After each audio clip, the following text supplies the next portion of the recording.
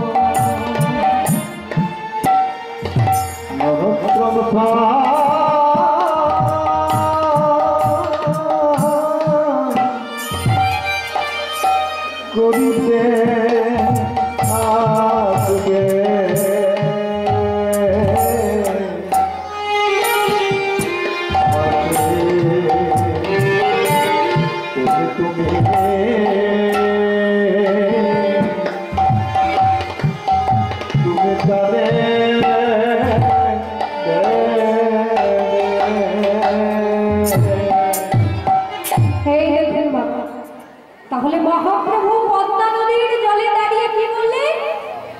নরোত্তম যেদিন প্রথম তোমার জলে স্নান করতে আসবে, আমার এই কৃষ্ণ প্রেম তুমি তাকে সমর্পণ করবে।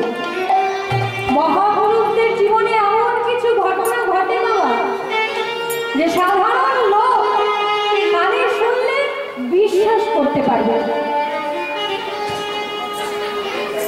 যেইরা মহাপ্রভু বলে দিয়েছেন নরোত্তম যেদিন প্রথম তোমার জলে স্নান করতে আসবে, আমার এই কৃষ্ণ প্রেম তুমি তাকে সমর্পণ করবে।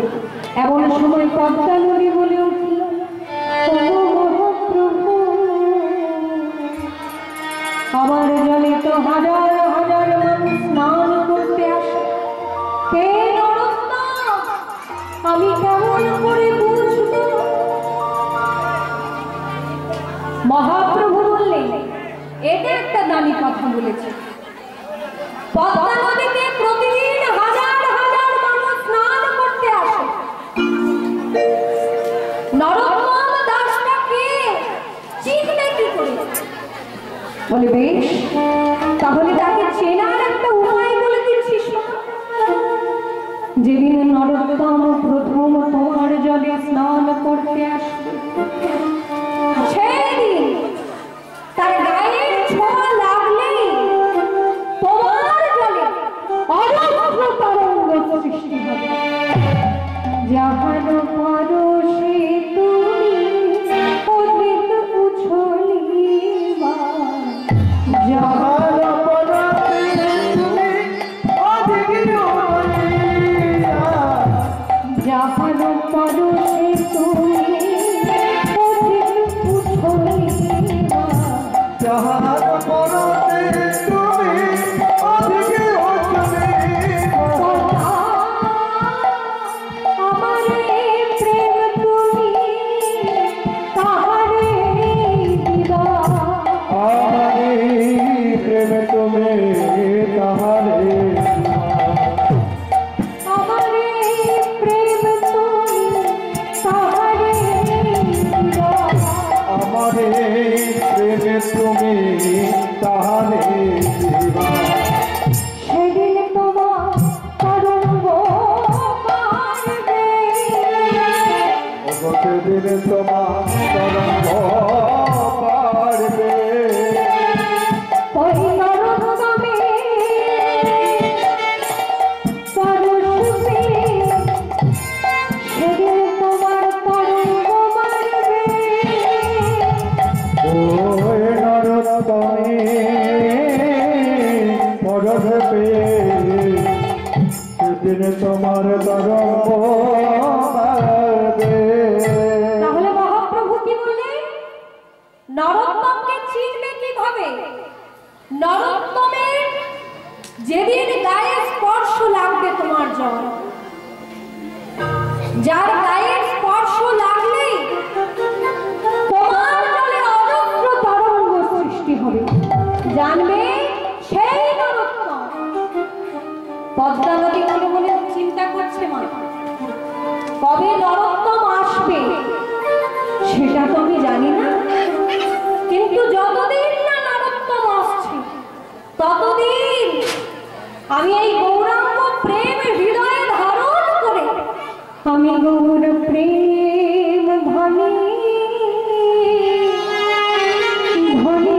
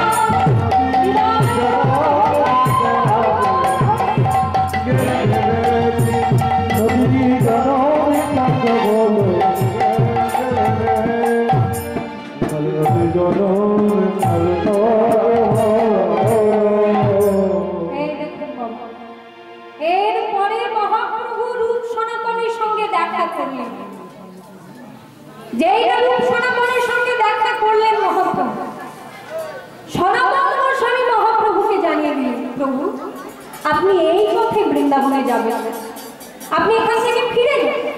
পরবর্তীকালে যখন বৃন্দাবনে যাবেন আপনি জঙ্গলের পথে বৃন্দাবন যাবেন। মহাপ্রভু কিন্তু সব সময় তার ভক্তকে মর্যাদা দিয়েছেন। মহাপ্রভু সনাতন গোস্বামীর কথা মতো সেখান থেকে ফিরে গেলেন এবং পরবর্তীকালে মহাপ্রভু যখন বৃন্দাবনে গেছিলেন, ঝাড়খণ্ডের জঙ্গল হয়ে বৃন্দাবনে গেছিলেন। আর এইদিকে যে মহাপ্রভুর প্রেম পদ্মা নদীর জলে মিশে রয়েছে, এই পদ্মা নদীর তীরেই যে রাজবাড়ি, সেখানকার রাজা হচ্ছেন কৃষ্ণধন দত্ত মহাশয়। এই কৃষ্ণধন দত্ত মহাশয় তিনি হলেন রাজশাহী রাজা। তার পুত্র সন্তান রূপে জন্মগ্রহণ করল নরোত্তম। রাজশাহী জেলায় আছে খেতুরি গ্রাম, রাজশাহী জেলায় আছে খেতুরি গ্রাম, রাজশাহী জেলায় আছে খেতুরি গ্রাম, রাজশাহী জেলায় আছে খেতুরি গ্রাম।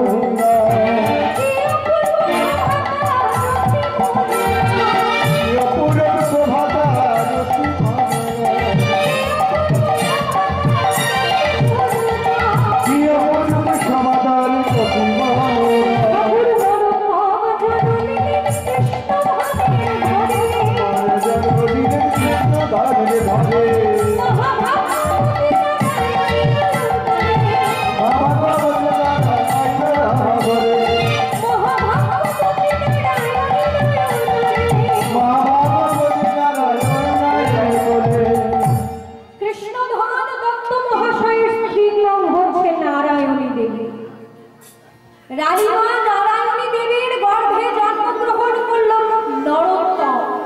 রাজপুত্র নরোত্তম এইবার রাজার পুত্র হয়েছে কি সারা রাজ্যের একটা আনন্দ। কোন দেশে যদি রাজপুত্র জন্মগ্রহণ করে দেশের লোকের আনন্দ হবে না? তাহলে কৃষ্ণধন দত্ত মহাশয়ের পুত্র হয়েছে, মানে রাজার পুত্র হয়েছে বলে সারা রাজ্যের লোক সেই রাজপুত্রকে দর্শন করতে যাচ্ছে। এই দেখুন মা,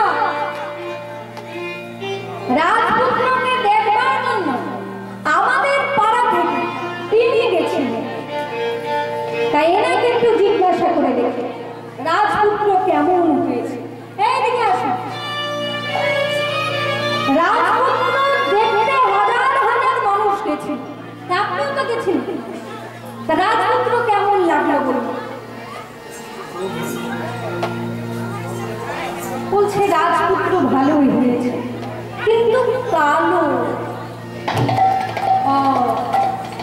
কালো বলে পছন্দ হয়নি? দেখে নিন মা, এই সমস্ত লোকগুলোকে বলে বিষনিন্দুক। বিষনিন্দুক কেমন হয় শুনে নিন। একজন আছে যে নেমন্তন্ন বাড়িতে খেয়ে বেড়ায়, আর খেতে গেলে কিছু না কিছু একটা বদনাম করবে। কোনদিন বলে শুক্তোটা একদম খারাপ হয়েছে, কোনদিন বলবে মুগেটা খাওয়া যায় না। মানে নেমন্তন্ন বাড়িতে গেলেই কিছু না কিছু একটা বদনাম করবে। এবার একটা নেমন্তন্ন বাড়িতে গেছে, কোনটাই খারাপ হয়নি, সব আইটেম খুব ভালো হয়েছে, সমস্ত লোক প্রশংসা করতে করতে যাচ্ছে। এইবার সেই লোকটাকে গিয়ে ঘুরেছে, আচ্ছা সুদন মশাই, আজকে তো সব আইটেম খুব ভালো হয়েছে, সবাই নাম করতে করতে যাচ্ছে, তা আপনার কি মত বলুন? তখন সেই লোকটা বলছে, সবাই যখন ভালো বলছে ভালোই হয়েছে, তবে এত ভালো ভালো না। সেখানেও বলছে এত ভালো ভালো।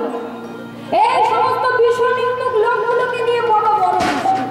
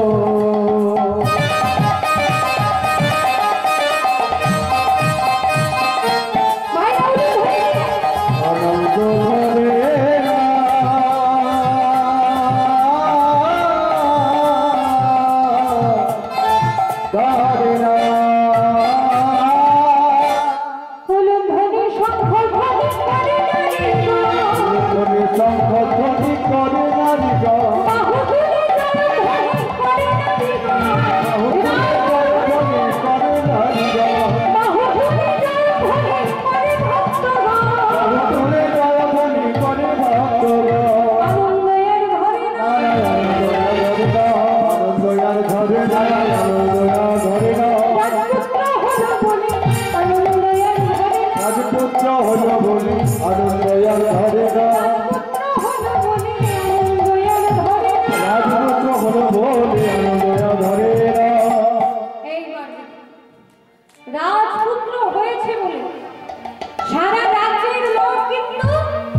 আনন্দ করছে, কিন্তু এদিকে রাজা মশাই তিনি চিন্তা করছেন ছেলের পড়াশোনা নিয়ে।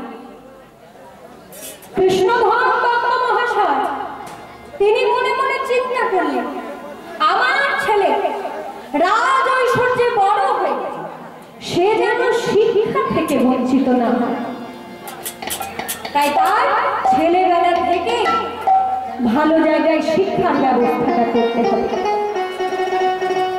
এই দেখুন মা, রাজশাহীর তখন সর্বশ্রেষ্ঠ পণ্ডিত ছিলেন কৃষ্ণদাস পণ্ডিত মহাশয়। সেই কৃষ্ণদাস পণ্ডিত মহাশয়ের কাছে গিয়ে রাজা মশাই করজোড়ে বললেন, পণ্ডিত মশাই দয়া করে আপনি আমার ছেলের পড়াশোনার দায়িত্বটা নেন। কৃষ্ণদাস পণ্ডিত মহাশয় বললেন, শুনুন রাজা মশাই, আমি আপনার অনুরোধ রাখতে পারি, কিন্তু আপনার ছেলে রাজপুত্র বলে তার আলাদা কোনো সুযোগ আমি দিতে পারি না। আমি সকল ছাত্রকে যেমন পড়াই ওকেও তেমন পড়াবো। ওর যদি মেধা ভালো থাকে নিশ্চয়ই সবার থেকে এগিয়ে যাবে। তাহলে পণ্ডিত মশাই আমি আমার ছেলেকে আনি? হ্যাঁ হ্যাঁ, ওকে আজকেই নিয়ে আসুন, ওর ছোট্ট করে একটা আমি পরীক্ষা নেব। এইবার নরোত্তমকে নিয়ে এলেন পণ্ডিত মশাইয়ের কাছে। পণ্ডিত মশাই নরোত্তমকে বললেন, নরোত্তম এদিকে এসো বাবা। শোনো, তুমি বাড়িতে মায়ের কাছে অবতক্ষ শিখেছ? হ্যাঁ পণ্ডিত মশাই, আমি বাড়িতে মায়ের কাছে অবতক্ষ শিখেছি। এই না কাগজ দিলাম, এই একটা কলম দিলাম, ক দিয়ে কিছু একটা লিখে, খ দিয়ে কিছু একটা লিখে, গ দিয়ে কিছু একটা লিখে, লিখে আমাকে জমা দাও, আমি একটু ঘুরে আসি। এই দেখুন বাবা, পণ্ডিত মশাই চলে গেলেন। আর সেই কাগজ আর কলম নিয়ে নরোত্তম এখন যেগুলো করবো এগুলো নরোত্তম দাসের নিজের রচনা নয়। কি লিখছে লক্ষ্য করুন, এইভাবে সন্তানকে শিক্ষা দিতে হয়। নরোত্তম কি লিখছে, কলিযুগে শ্রীকৃষ্ণ চৈতন্য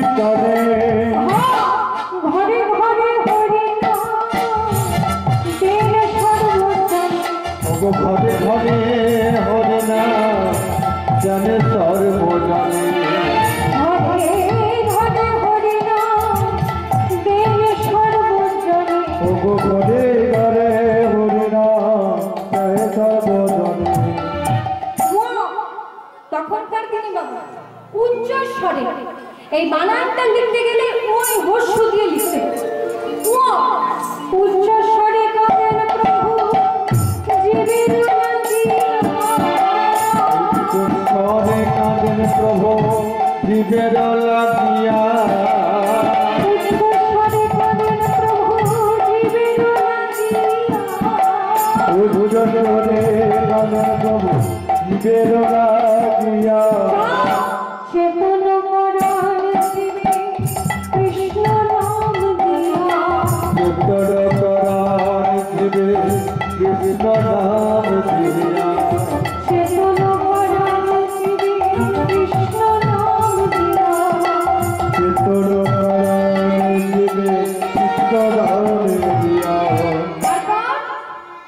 ছল ছল করে নেত্রে জল ধরে, ছল ছল করে নেত্র জল ধরে, জগৎ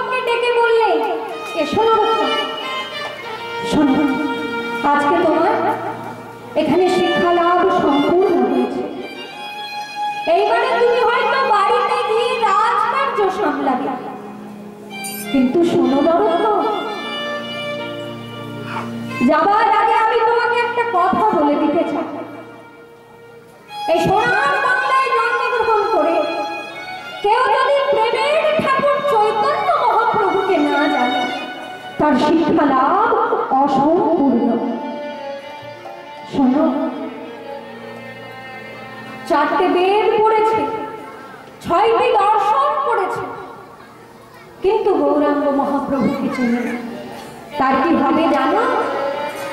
চারি বেদ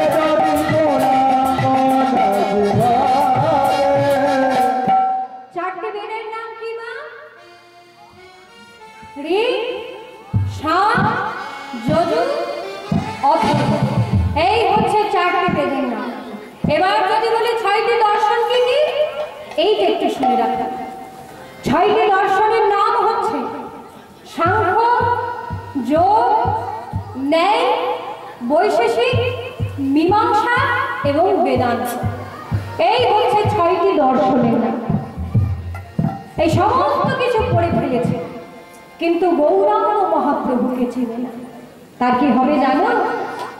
তবে